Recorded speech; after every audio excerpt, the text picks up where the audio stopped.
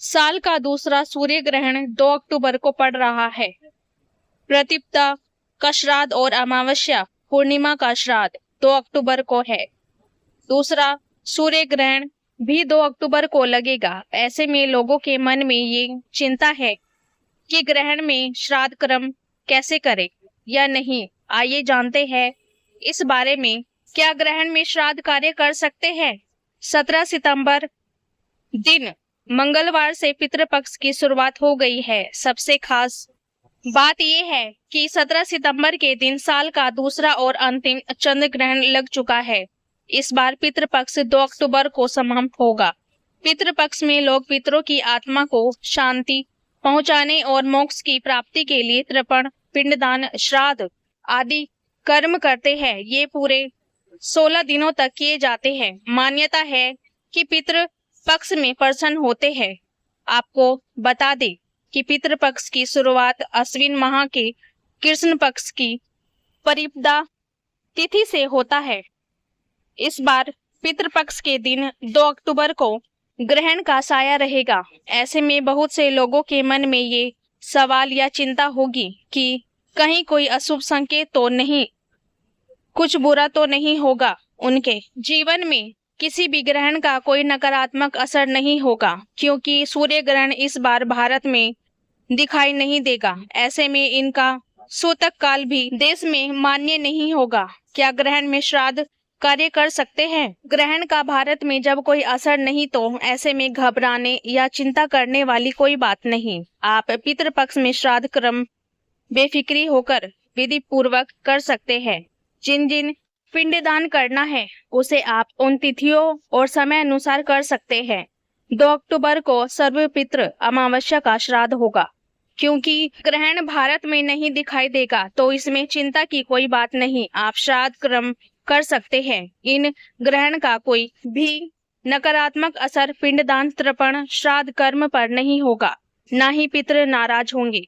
सूर्य ग्रहण लगने का समय सूर्य ग्रहण 2 अक्टूबर को रात्रि में 9:13 से लगेगा और समाप्त अगले दिन सुबह 4:17 पर होगा। सूर्य ग्रहण रात में लग रहा है और श्राद्ध कर्म रात में नहीं बल्कि दिन में ही किया जाता है। ऐसे में आप किसी भी तरह की चिंता न करें। इस तरह करें पितरों को प्रसन्न जाने। श्राद्ध के प्रतीक और कौन सी चीजें हैं वर्जित? भाद्रपद मास के शुक्ल पक्ष की पूर्णिमा तिथि से अश्विन मास के कृष्ण पक्ष की अमावस्या तक 16 दिनों को पितृपक्ष कहा जाता है। श्राद्ध करने से पितृ ऋण से मुक्ति मिलती है और पितरों का आशीर्वाद बना रहता है। श्राद्ध 5 प्रकार के होते हैं, जिसमें पितृपक्ष के श्राद्ध पार्वण श्राद्ध कहलाते हैं। शास्त्रों में मनुष्य पर उत्पन्न होते ही 3 ऋण बताए गए हैं: देव ऋण, ऋषि ऋण और पितृ ऋण। जिसकी मृत्यु तिथि का ज्ञान न हो, उनका श्राद्ध अमावस्या को करना चाहिए। ऋषियों ने हमारे संपूर्ण जीवन चक्र को 16 संस्कारों में बांधा है। जहाँ गर्भाधान प्रथम संस्कार है, तो पितृमेघ या अंत्येष्टि अंतिम। भाद्रपद शुक्ल पूर्णिमा से अश्विन कृष्ण अमावस्या तक 16 दिनों को पितृपक्ष कहा जाता है। शास्त्रों में मनुष्य पर उत्पन्न होते ही 3 ऋण बताए गए हैं। श्राद्ध के द्वारा पितृ ऋण से निर्वृत्ति प्राप्त होती है। इसलिए पितृपक्ष के दौरान भक्ति पूर्वक तर्पण, पितरों को जल देना चाहिए। अश्विन मास के कृष्ण पक्ष में उनकी मृत्यु तिथि को मृत्यु किसी भी मास या पक्ष में हुई हो, जल, तिल, चावल, जौ और कुछ पिंड बनाकर या केवल सांकल्पिक विधि से उनका श्राद्ध करना, गौ माता को घास खिलाना और उनके निमित्त ब्राह्मणों को भोजन करा देने से पितृ प्रसन्न होते हैं और उनकी प्रसन्नता ही पितृ ऋण से मुक्त करा देती है। पितरों के प्रति श्रद्धा व्यक्त करने का अनुष्ठान है। श्राद्ध 5 प्रकार के होते हैं। श्राद्ध जिसमें पितृपक्ष के श्राद्ध पार्वण श्राद्ध कहलाते हैं। इनमें अपराह व्यापिनी तिथि की प्रधानता है। जिनकी मृत्यु तिथि का ज्ञान न हो, उनका श्राद्ध अमावस्या को करना चाहिए। श्राद्ध हमेशा मृत्यु होने वाले दिन करनी चाहिए। अग्नि में जलकर विष खाकर, दुर्घटना में या पानी में डूबकर, शास्त्र आदि से जिनकी मृत्यु हुई हो उनका श्राद्ध चतुर्दशी को करना चाहिए। अश्विन कृष्ण पक्ष में सनातन संस्कृति को मानने वाले सभी लोगों को प्रतिदिन अपने पूर्वजों का श्राद्ध पूर्वक करना चाहिए। इससे पितृ संतृप्त होकर हमें आशीर्वाद देते हैं।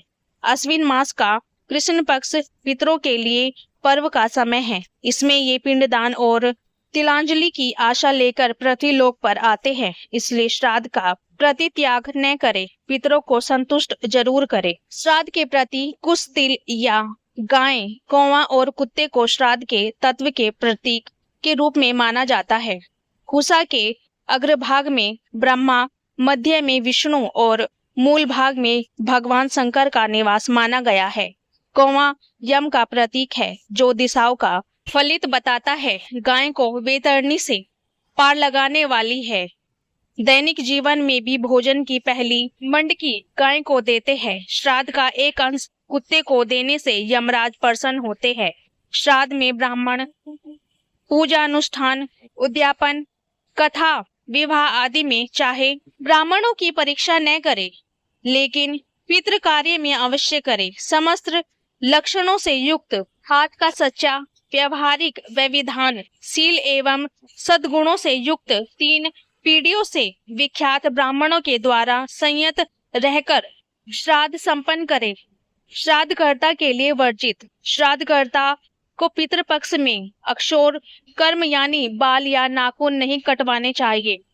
ब्रह्मचर्य का पालन, पान खाना, किसी भी प्रकार के नशीले पदार्थों का सेवन, तेल मालिश और प्रनन भोजी, ये 7 बातें श्राद्धकर्ता के लिए वर्जित है। श्राद्ध के अंत में अक्षमा प्रार्थना करें। पितृपक्ष के दौरान क्या करें और क्या नहीं करना चाहिए। नंबर 1, पितृपक्ष में ब्राह्मण को भोजन और वस्त्र आदि दान करके श्राद्ध करना शुभ माना गया है। नंबर 2, श्राद्ध पक्ष में गाय, कौवे, कुत्ते और चींटियों को भोजन खिलाना अत्यंत लाभकारी माना गया है। नंबर 3, कहा जाता है कि इस अवधि में ब्रह्मचर्य का पालन करना चाहिए। नंबर 4, मान्यता है कि जिन लोगों की कुंडली में पितृदोष होता है उन्हें इस दौरान गया जी, उज्जैन और अन्य धार्मिक स्थानों पर पिंडदान करना चाहिए। नंबर 5, पितृपक्ष के दौरान प्याज व लहसुन समेत तामसिक चीजों का सेवन नहीं करना चाहिए। नंबर 6, इस अवधि में विवाह, सगाई जैसे मांगलिक कार्यों पर रोक होती है। नंबर 7, मान्यता है कि इन दिनों में कपड़े और जूते खरीदने की मनाही होती है। नंबर 8, कहा जाता है कि इस दौरान बाल कटवाने, नाखून काटने और शेविंग करने से बचना चाहिए। नंबर 9, इस अवधि में नए वस्त्र, सोना या चांदी आदि खरीदना अशुभ माना गया है। नंबर 10, पितृपक्ष या श्राद्ध पक्ष के दौरान गृह प्रवेश करना वर्जित है। मान्यता है कि ऐसा करना अशुभ होता है। जय श्री कृष्णा। दोस्तों, आपको ये जानकारी कैसी लगी कृपया कमेंट बॉक्स में जरूर बताइए।